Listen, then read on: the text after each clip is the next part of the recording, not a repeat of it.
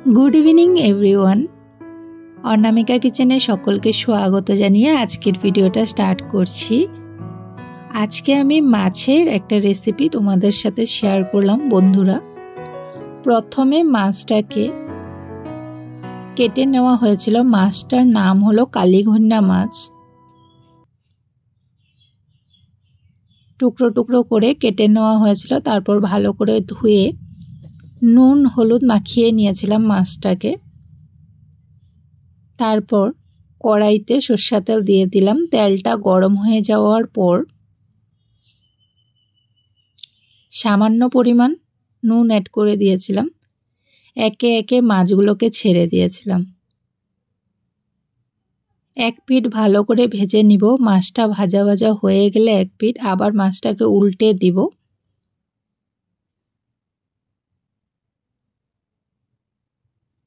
মাছগুলো উল্টে পাল্টে ভালো করে ভেজে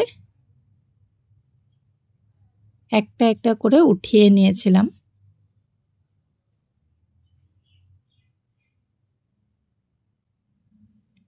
তারপর কড়াইয়ের মধ্যে সরষের তেল ছিল, আলু ছেড়ে দিয়েছিলাম। মাছগুলো উঠিয়ে নেওয়ার পর কেটে রাখা আলুটা দিয়ে দিয়েছিলাম।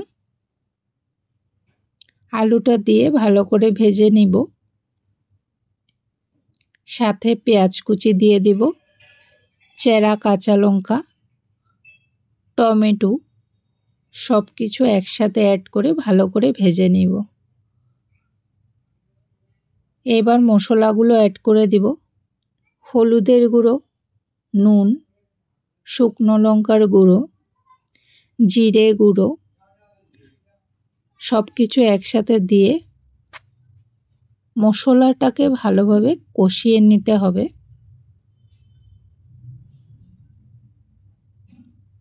মশলাটার থেকে যখন ভালো করে তেল ছেড়ে দেবে, মশলাটা কষানো হয়ে যাবে। তারপর পরিমাণ মতন জল অ্যাড করে দিয়েছিলাম, 1 গ্লাসের মতন। জলটা দিয়ে আবারও নাড়াচাড়া করে 15 মিনিটের মতো ভালো করে কুক করে নিতে হবে, আলুটা যতক্ষণ সিদ্ধ না হয়ে যায়। আলুটা সিদ্ধ হয়ে গেলে একটা একটা করে মাছ ছেড়ে দিয়েছিলাম।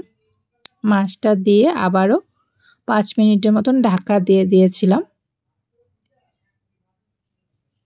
তারপর রান্নাটা কমপ্লিট, গ্যাস অফ করে দিয়েছিলাম। এইভাবে করেই আমি এই রান্নাটা করেছিলাম। তোমাদের কাছে যদি আমার রেসিপিটা ভালো লাগে অবশ্যই তোমরা জানিও।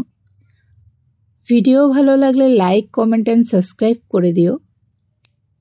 আমার চ্যানেলে আরও নতুন নতুন ভিডিও পেতে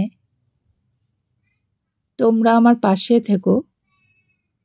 সবাই ভালো থেকো, সুস্থ থেকো। আজকের মতো এই পর্যন্তই। Bye bye.